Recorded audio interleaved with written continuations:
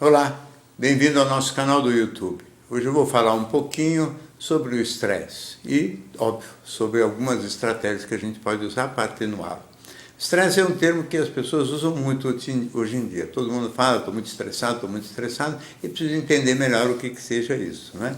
O nome reação de estresse foi um nome que se obteve nos estudos de fisiologia e tem a ver com as respostas, com as reações fisiológicas de um animal diante de uma situação de perigo.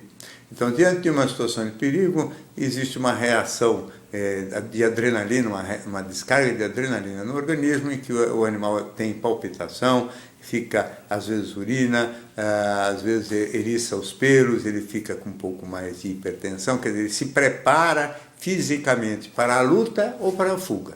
O preparo para a luta e para a fuga é o mesmo, quer dizer, mesmas, vamos dizer assim, a mesma descarga de adrenalina e a mesma energia é necessária para um animal entrar em luta e confronto com outro animal para fugir, escapar daquele outro animal. Quem vai decidir se ele vai lutar ou fugir, talvez sejam os seus instintos, aquilo que a natureza lhe ensinou e transmitiu para as vias genéticas. Às vezes luta, às vezes foge. Não é? Nos humanos também existe essa reação de estresse diante de situações de medo. Quer dizer, o indivíduo está, vamos dizer assim, acuado por bandidos, ele está, vamos dizer assim, ele tende a lutar ou fugir. Existe uma terceira reação que é ficar paralisado. Ficar paralisado também existe nos animais. Um cachorro, às vezes, acuado, ele agacha e fica simplesmente esperando para ver o que acontece. Quer dizer, em geral, quando o cachorro agacha, o outro cachorro mais forte não costuma atacar tão violentamente. Mas isso tem variações e não é o caso de falar aqui. No caso dos humanos, existem as situações objetivas geradoras de medo e, portanto, de estresse. Existem uma série de situações subjetivas também. Nós podemos imaginar o futuro. O animal humano sabe que é mortal, ele pode pensar como vai ser a sua velhice, que doenças ele vai ter, como vai ser caso ele venha a ter uma doença mais grave, se ele ficar, vamos dizer assim, incapacitado para se locomover sozinho, enfim, podem inventar no imaginário todas as situações de medo, todas as situações de aflição e podem, evidentemente, sofrer muito com isso também. Não é? Esse sofrimento é chamado de estresse porque é uma descarga, vamos dizer assim, desnecessária de adrenalina que provoca tensões, palpitações, falta de ar, eventualmente tontura, mal-estar, vontade de urinar, enfim, contextos bastante aflitivos e que a gente, evidentemente, sofre e padece, às vezes, sem motivo nenhum, porque o imaginário pode e deve ser, pelo menos parcialmente, controlado. Mas tem muitas situações objetivas onde o estresse é inevitável também entre os humanos, não só nas situações de assalto, de violência, mas, por exemplo, no trabalho, onde o indivíduo, todos nós dependemos, evidentemente, do resultado profissional para poder continuar tendo nosso sustento, para poder continuar tendo, vamos dizer assim, os confortos materiais que a gente está acostumado. Então, evidentemente, o medo que possa existir de perder o emprego, o medo de algum tipo de fracasso maior no trabalho, o medo de ter, às vezes, uma divergência mais grave com um patrão mais severo, mais agressivo, às vezes mais, vamos dizer, mais voltado para o gosto de humilhar e tripudiar, e essas são situações em que o indivíduo se sente ameaçado, revoltado, com raiva, tudo misturado, além do medo, raiva também, e são situações, evidentemente, muito fortes de estresse, em relação às quais a gente, às vezes, pouco pode fazer, porque são circunstâncias externas no qual o poder de reação, ou de fuga, ou de luta, ou de fuga da gente é muito pequeno. Então a gente fica enfrentando aquele desgosto, padecendo daquele mal-estar e não pode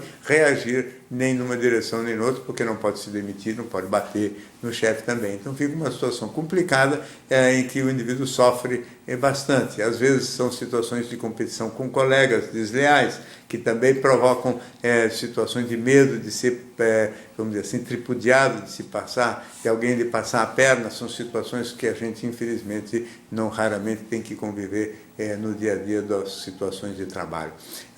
Muitas vezes esses problemas são transferidos para dentro de casa e dentro da família também, porque o indivíduo chega em casa, homem ou mulher, mas principalmente o homem, ele tem medo de, falando que ele está mal no trabalho, medo do julgamento e da crítica, às vezes, da sua família, ou da sua mulher, ou dos seus pais, ou dos seus parceiros, ficam com medo de serem abandonados, caso o resultado que eles tenham no profissional não seja muito bom, podem ficar também com outras emoções de insegurança relacionadas a ciúme, quer dizer, maneira como se comporta o parceiro.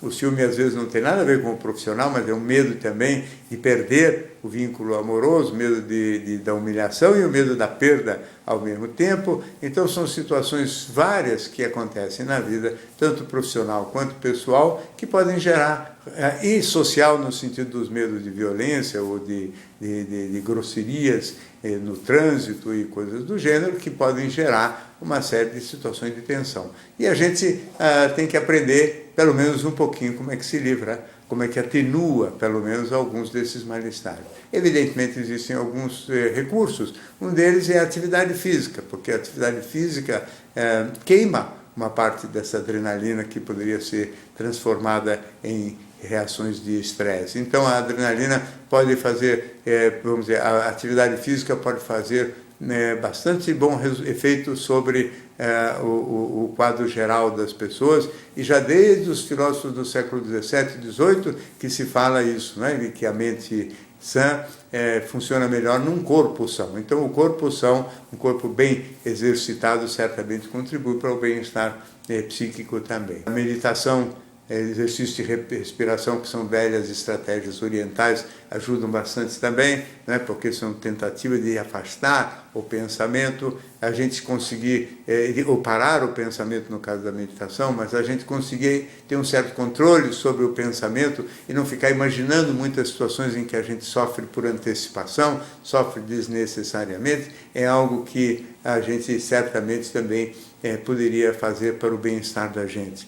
Existe uma máxima, um pensamento que é do Epiteto, que é um filósofo romano do início da era cristã, e ele dizia que é sempre importante a gente só se ocupar das coisas que dependem da gente. Então, a gente parar de se preocupar ou de se ocupar das coisas que não dependem da gente, isso incluindo o futuro, que é uma incógnita, isso incluindo muitas das coisas que os outros vão fazer para a gente, incluindo muitas vezes as coisas que vão acontecer e que não dependem efetivamente de nós. E tudo aquilo que não depende de nós, no fundo a gente tem que conseguir desenvolver uma certa docilidade e aceitar com um certo fatalismo, ou, se quiser, até como uma visão mais mística ou religiosa da vida, que realmente podem acontecer coisas que escapam do controle da gente. Então, quem tiver essa docilidade diante do inevitável, quem conseguir domesticar um pouco melhor os seus pensamentos, não sofrer por antecipação, não sofrer com as coisas que ainda não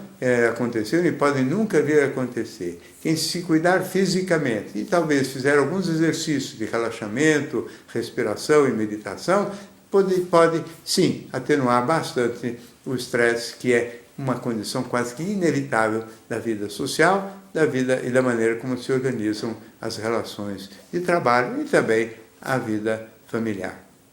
Bom, essa é mais uma participação aqui no canal do YouTube. Se você gosta, inscreva-se e acompanhe. Toda semana temos novidade por aqui. Até a próxima.